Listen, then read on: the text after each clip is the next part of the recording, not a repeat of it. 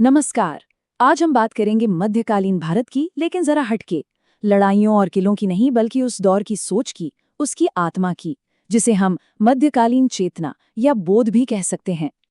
देखिए, मध्यकाल का नाम सुनते ही हमारे दिमाग में क्या आता है? राजा महाराजा, बड़ी बड़ी लड़ाइयाँ, ऊंचे ऊंचे किले, है ना? पर सवाल ये है कि क्या उस जमाने की कहानी बस इतनी ही थी?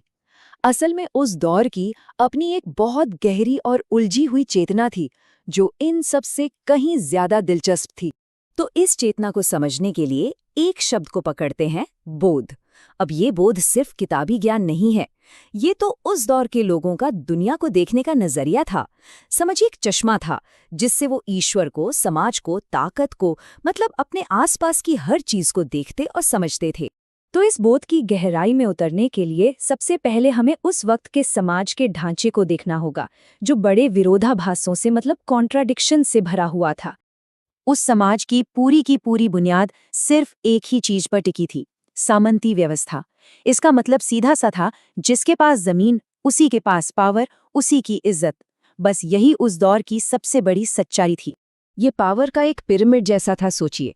सबसे ऊपर बैठा है राजा, उसके नीचे हैं सामंत और जागीरदार, और इस पूरे पिरामिड के नीचे सबसे आखिर में कौन था? किसान, जो इस पूरे सिस्टम का बोझ अपनी पीठ पर उठाए हुए था।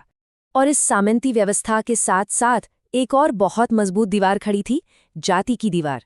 पैदा होते ही तय हो जाता था कि आपकी जिंदगी कैसी होगी। ऊंच नीच, छुआछूत, ये सब समाज की रग रग में था। और जो निचली जातियां थी, उनके लिए तो समझिए शिक्षा और सम्मान के दरवाजे लगभग बंद ही थे। लेकिन कहानी में एक ट्विस्ट है। समाज का ये ढांचा जितना कठोर था ना, उसके खिलाफ उतनी ही जोरदार एक सांस्कृतिक लहर भी उठ रही थी। चलिए देखते हैं ये क्या थी। और इस लहर की शायद सबसे बुलंद आवाजों में से एक थे कबीर। सोचिए, जब वो कहते हैं, जाति न पूछो साधु की, पूछ लीजिए ज्ञान, तो ये सिर्फ एक अच्छी बात नहीं थी। ये उस जमाने की जाति व्यवस्था की जड़ों पर सीधा हमला था। एक क्रांति थी इन शब्दों में।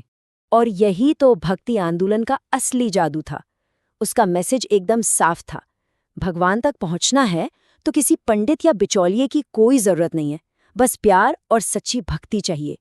इसने जाति, क्लास, धर्म, हर तरह के भेदभाव को चैलेंज किया और हर इंसान को एक आध्यात्मिक आजादी का रास्ता दिखाया।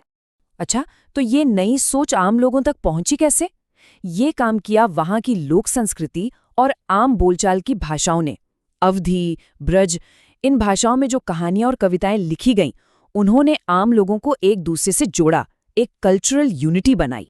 तो अब देखिए, हमारे सामने दो अलग अलग तस्वीरें हैं।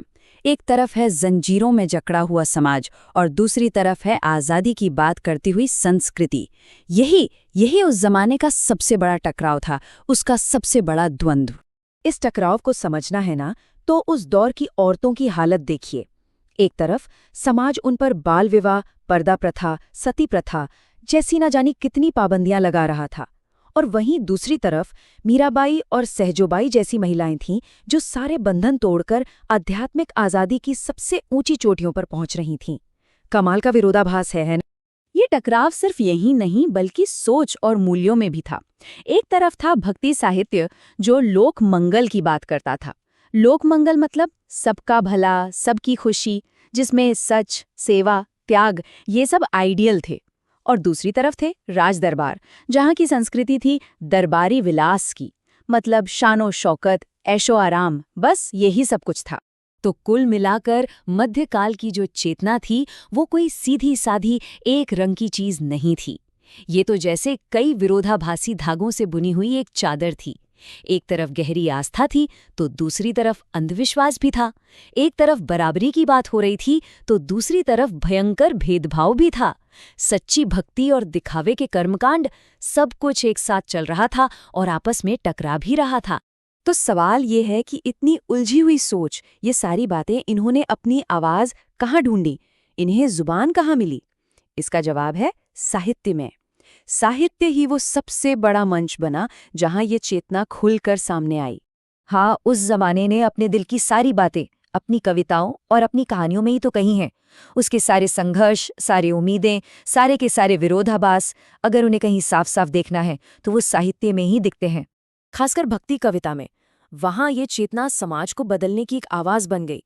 जैसे एक तरफ तुलसीदास राम राज्य के जरिए एक आइडियल समाज का सपना दिखा रहे थे, तो वहीं दूसरी तरफ कबीर थे, जो अपनी बेबाक तीखी बातों से समाज की हर ढोंग, हर पाखंड पर जबरदस्त चोट कर रहे थे। लेकिन जैसा मैंने कहा, सिक्के का हमेशा एक दूसरा पहलू होता है। रीतिकाल की कविता जो राज दरबारों में लिखी जा रही थी, वहां यही चेतना एक अलग ही रूप में दिखी। वहां जोर था सुंदरता पर, रोमांस पर, कला की बारीकियों पर। ये उस दौर की सच्चाई का एक बिल्कुल अलग पर उतना ही जरूरी पहलू था। तो चलिए अब इस पूरी तस्वीर को एक साथ जोड़कर देखते हैं। हमें आखिर में मिलता क्या है? हमें मिलती है एक बहुत ही कॉम्प्लेक्स, बहुत ही गहरी विरासत। एक बात साफ है, ये जो मध्यकालीन बोध था, ये संघर्ष की देन था। एक तरफ ये सामंतवाद और भेदभाव जैसी जालिम ताकतों से लड़ रहा था, तो वहीं दूसरी तरफ भक्ति और लोक संस्कृति के जरिए इंसानियत की नई परिभाषा गढ़ रहा था। एक ही वक्त में तोड़ना और बनाना दोनों चल रहा था। और सच कहूं तो इसी टकराव, इसी कश्मकश वाली चेतना ने मध्यकालीन हिंदी साहित्य को उसकी आत्मा दी है, वो जान फूंकी है, जिसकी वजह से वो आज भी हमें इतना अपना, इतना रेलेवेंट लगता है। और ये पूरी बातचीत हमें आज के लिए एक बहुत बड़े सवाल पर लाके छोड़ देती है। अतीत का वो जो संघर्ष था, बराबरी और ऊंच नीच के बीच, सच्ची आस्था और दिखावे के बीच, क्या वो संघर्ष सच में खत्म हो गया है, या फिर वो आज भी हमारे समाज में किसी नए रूप में जिंदा है? इस पर सोचिएगा जरूर।